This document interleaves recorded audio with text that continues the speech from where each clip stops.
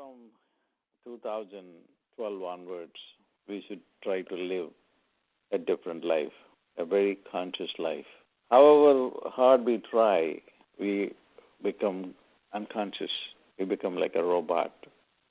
As I just started out for reading from this translation, everything that happens to us is just only a repetition of our past life.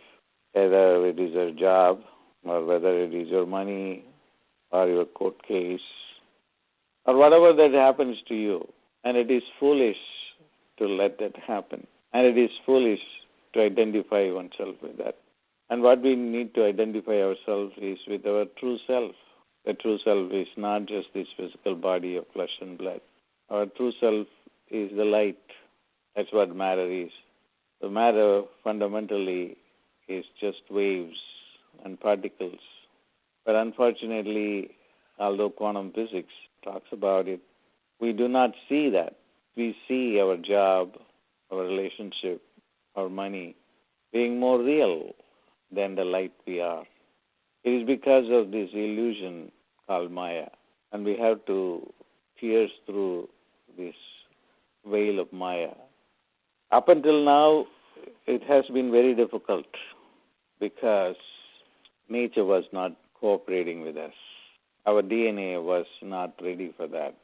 Our DNA, our rationality, our intelligence is just a reflection of how much light we have. And the light that we have comes directly from the space. It's a very important teaching.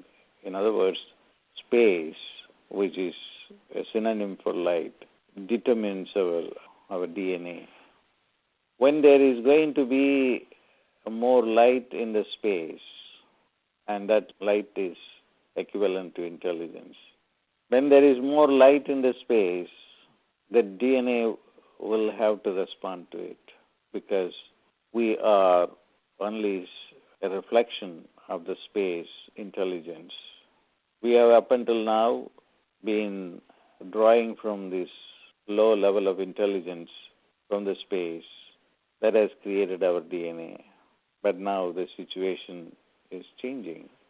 The photon light that is coming to us because of these two phenomenal happenings within the space, that our Earth plane coming under the 26,000-year cycle, now we are at the end of it, will result in the Earth plane receiving abundant, it has been already receiving abundant photon light that will change the quality of our DNA, that will be able to develop more strands, and even better than that, even turn the body into light. The second astronomical phenomenon is the 225 million year cycle of the whole solar system going into the Milky Way. And that is going to again help us to change. These are scientific astronomical facts, but to speak in religious terms, it is the descent of the God of light. Instead of saying photon light, we say the God of light. They both mean the same.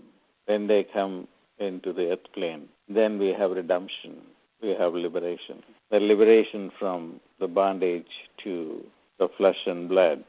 How long can we get along with this bondage, this life in prison?